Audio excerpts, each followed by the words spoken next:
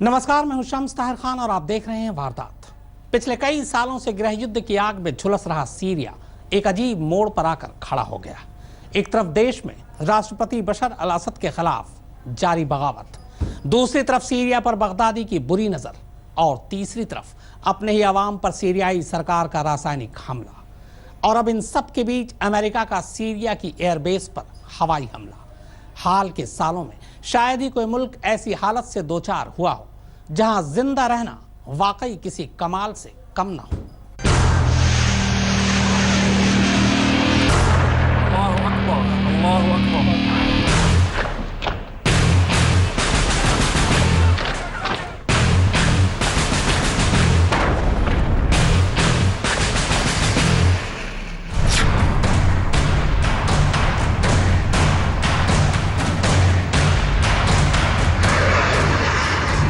एक के बाद एक ताबड़तोड़ हमले की ये तस्वीरें हैं सीरिया की।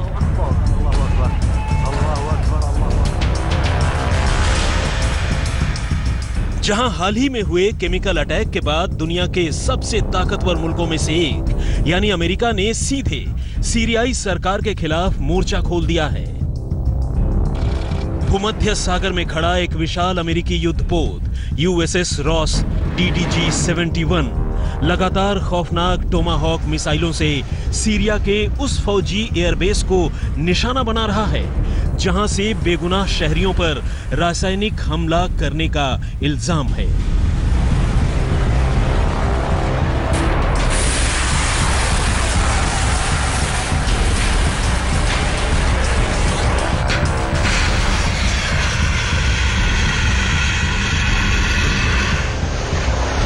दूसरे तरीके से कहें तो ये अमेरिकी हमला दरअसल हाल ही में सीरिया में हुए उस केमिकल अटैक का बदला है जिसमें 20 मासूम बच्चों समेत 100 से ज्यादा बेगुनाह लोग तड़प तड़प कर मारे गए। केमिकल अटैक के बाद हुआ ये हमला अपने आप में एक बड़ी बात है, लेकिन सबसे खतरनाक बात यह है कि सीरिया पर हुए इस हमले को लेकर अमेरिका और रूस एक बार फिर आमने सामने आ चुके हैं, क्योंकि रूस शुरू से ही सीरियाई सरकार और खासकर वहां के राष्ट्रपति बशर अल असद की हिमायत करता रहा है। और इस बार भी बेशक पूरी दुनिया केमिकल अटैक के मसले पर असद की फौज को कसूरवार मान रही हो, रूस सीरियाई राष्ट्रपति के साथ ही खड़ा है। सीरिया को लेकर अमेरिका और रूस में ठनी।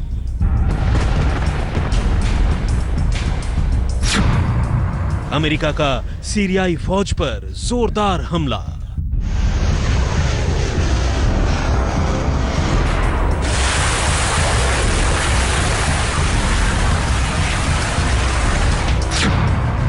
एक के बाद एक 59 मिसाइलों से कांपी धरती।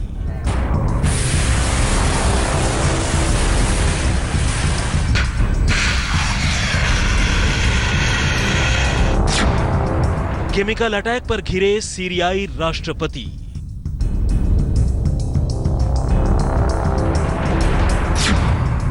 राष्ट्रपति असद पर बेगुनाहों के नरसंहार का आरोप।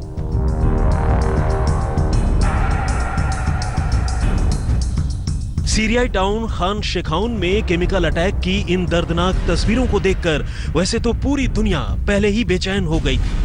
छोटे छोटे और मासूम बच्चों के तड़पने की इन तस्वीरों ने हर किसी को झिंझोड़ कर रख दिया था। और इन हमलों के फौरन बाद ही अमेरिका ने साफ कर दिया था कि वो इस बार चुप नहीं बैठेगा। राष्ट्रपति डोनाल्ड ट्रंप से लेकर यूएस स्टेट सेक्रेटरी तक ने न सिर्फ इस हमले की मजम्मत की थी, बल्कि रूस को सीरिया के साथ अपने रिश्तों को लेकर नए सिरे से सोचने की सलाह भी दी थी। लेकिन इसके बाद अमेरिका ने यह हमला कर यह भी जता दिया कि इस बार बात सिर्फ मजम्मत तक महदूद नहीं रहेगी।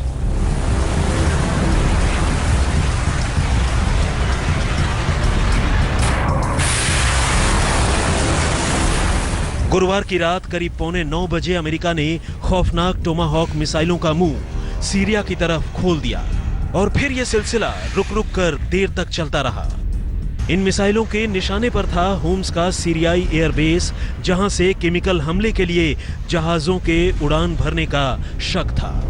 अंधेरे में चमकती ये रोशनी एक बार की देखने में खूबसूरत लग सकती है, लेकिन ये मिसाइलों की ऐसी चमक है जिसकी तपिश सिर्फ वही महसूस कर सकता है जो इन्हें अपने आसपास गिरते हुए देख रहा है।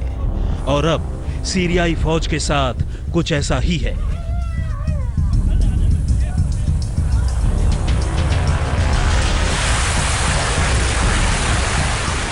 इस हमले के बाद अमेरिका ने जहां 6 से ज्यादा सीरियाई फौजियों के मारे जाने का दावा किया है, वहीं उसने कहा है कि इस हमले से उसने कई एयरक्राफ्ट और फौज के गोदाम में रखे गोला बारूद को नष्ट कर दिया है। सीरिया की बात करें तो वहां विद्रोहियों के साथ सरकार की अदावत पुरानी है।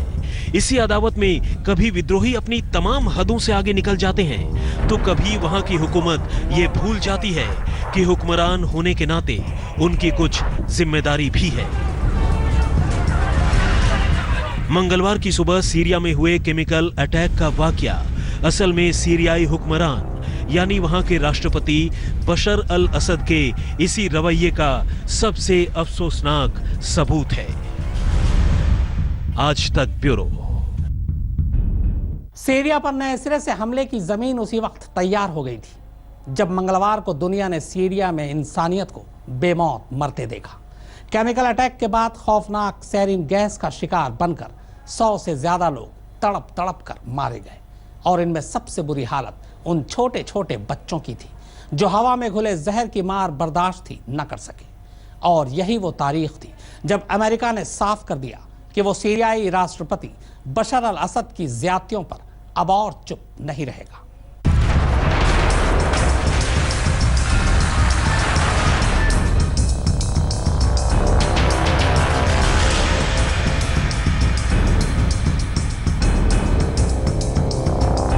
सीरियाई फौज और विद्रोहियों के बीच जंग का सिलसिला नया नहीं है, लेकिन जब से अमेरिका में निजाम बदला, मानो सीरियाई राष्ट्रपति बशर अल असद के राहत भरे दिन शुरू हो गए थे। वजह ये कि रूस तो पहले से ही खुलकर सीरिया के साथ खड़ा था, जबकि अमेरिका के नए राष्ट्रपति डोनाल्ड ट्रंप के साथ भी रूसी राष्ट्रपति व्लादिमीर पुतिन के अच्छे रिश्ते माने जाते हैं। यही वजह है कि अमेरिका लगातार सीरिया में ISIS के खात्मे को तो अपना टारगेट बता रहा था, लेकिन असद पर उसकी निगाहें अब तक टेढ़ी नहीं हुई थी। लेकिन इसी खुशफहमी में असद की फौज ने वो कर दिया जिसने सिवाय रूस के मानो पूरी दुनिया को एकाएक उसके खिलाफ ला खड़ा किया, और ये था सीरिया में अपने ही आवाम पर किया गया केमिकल अटैक। विद्रोहियों को सबक सिखाने के इरादे से सीरियाई फौज ने अब तक नामालूम कितने हमले किए, लेकिन 4 अप्रैल की सुबह 11:30 बजे सीरियाई टाउन खान शेखाउन में जो कुछ हुआ वो कोई सोच भी नहीं सकता था। सेरीन गैस के एक खौफनाक हमले में ढेरों बच्चों समेत 100 से ज्यादा लोग मारे गए और असद और उसकी हुकूमत एकाएक सबके निशाने पर आ गई।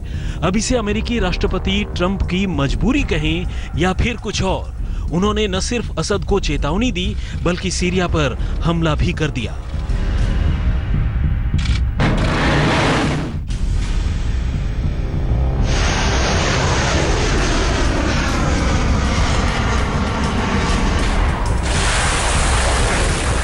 गुरुवार की रात एक के बाद एक 59 टोमाहॉक मिसाइलों से सीरिया में होम्स का फौजी एयरबेस दहल उठा। वैसे अमेरिका ने इस बात के संकेत पहले ही दे दिए थे। यूएस सेक्रेटरी रेक्स टिलरसन ने जहां 2 टूक शब्दों में केमिकल अटैक की निंदा की थी, वहीं रूस को भी असद का साथ देने के मामले पर गंभीरता से सोचने की सलाह दी थी। टिलरसन ने कहा कि असद को अपने आवाम पर हुकूमत करने का अब कोई हक नहीं रह गया है। Bashar al-Assad are responsible for this attack.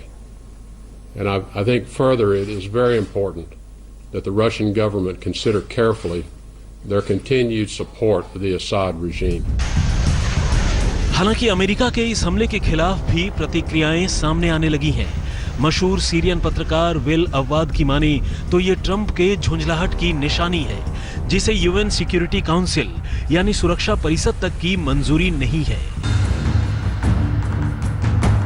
फिलहाल हालत यह है कि रूस को छोड़कर इस दुनिया में शायद ही कोई ऐसा मुल्क होगा जो असद के साथ खड़ा हो। यही वजह है कि केमिकल हमले के बाद जहां असद दुनिया के निशाने पर है, वहीं रूस ने यह कहकर सफाई दी है कि सीरियाई फौज ने केमिकल बम नहीं दागे, बल्कि उसका रॉकेट विद्रोहियों के केमिकल गोदाम पर गिरा था और इसी से तबाही मची। वैसे दुनिया सीरिया में केमिकल अटैक को लेकर चाहे जो कुछ कहे, बशर अल असद भी रुकने वाले लोगों में नहीं है। उसने इस हमले के बाद भी विद्रोहियों के ठिकानों पर हेमा इलाके में जमकर बमबारी की, जिसमें कई शहरियों को भी निशाना बनाए जाने की खबर है। कुल मिलाकर केमिकल अटैक के बाद सीरिया की लड़ाई और भी तेज हो गई है और ये कब और कहां जाकर खत्म होगी, फिलहाल कोई नहीं जानता। आज तक ब्यूरो।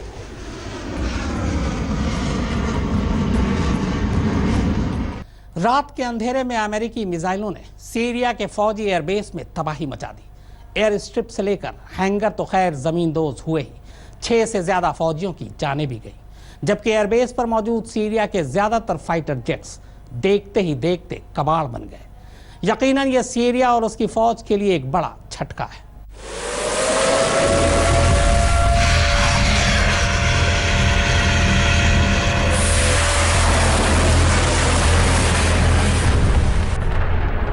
गुरुवार की रात सीरियाई आसमान पर चमके इन मिसाइलों ने जमीन पर ऐसी तबाही मचाई कि अगली सुबह जब सूरज की किरणें धरती तक पहुंची, तब दूर दूर तक तबाही के निशान बिखरे पड़े थे।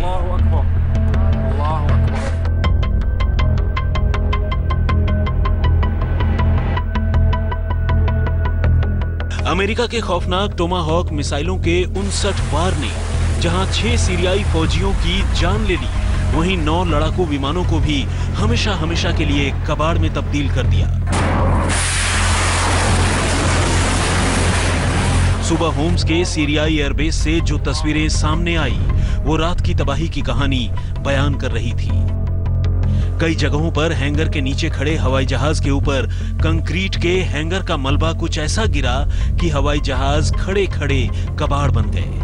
और तो और अमेरिकी मिसाइलों के हमले में सीरिया के गोला बारूद के भंडार का भी एक बड़ा हिस्सा तबाह हो गया। सीरिया के फौजी एयरबेस पर हमले को लेकर कयास तो खैर लगाए जाने लगे थे, लेकिन एक रूसी टीवी चैनल ने ऐसी कई तस्वीरों के साथ ये दावा किया कि इस हमले से 9 सीरियाई लड़ाकू जहाज तबाह हो गए हैं। कुछ तस्वीरों में रनवे और एयर स्ट्रिप के कुछ इलाके भी टूटे हुए नजर आ रहे थे। अमेरिका ने गुरुवार की रात को सीरिया के पास भूमध्य सागर में तैनात अपने एक जंगी जहाज से सीरिया के फौजी एयरबेस को निशाना बनाया था। ट्रंप प्रशासन ने बेशक इन हमलों को सीरियाई राष्ट्रपति बशर अल असद को सबक सिखाने की कार्रवाई बताया हो, जानकारों का मानना है कि इस अमेरिकी हमले से इस इलाके में तनाव काफी बढ़ गया है।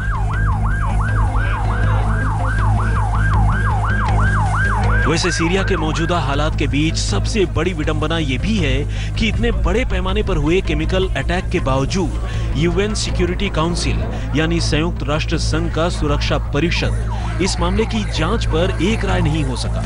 ऐसे में यह सवाल अब भी एक राज ही है कि आखिर केमिकल अटैक के पीछे असली गुनहगार है कौन। ये बात और है कि दुनिया इस हमले के पीछे सीरिया के राष्ट्रपति को ही कसूरवार मानती है। आज तक ब्यूरो। सीरियाई सरकार और विद्रोहियों की लड़ाई से सीरिया की आम जनता जूझ ही रही थी।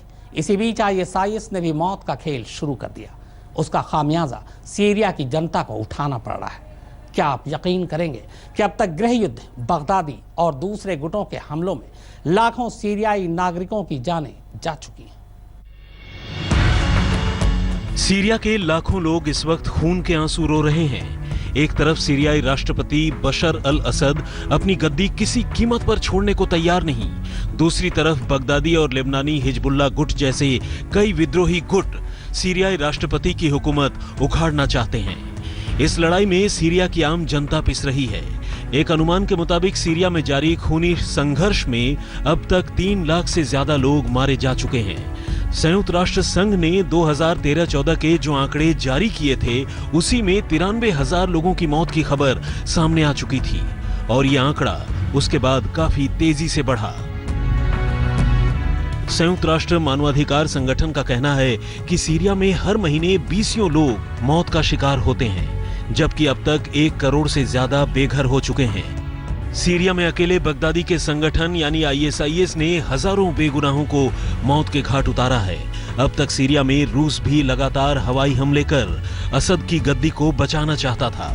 रूसी हवाई हमलों में विद्रोहियों के साथ साथ आम सीरियाई जनता भी शिकार बनी।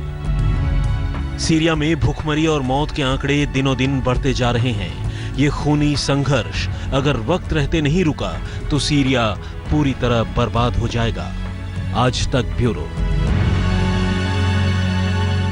तो वारदात में फिलहाल इतना ही, मगर आज तक पर खबरों का सिलसिला लगातार जारी है।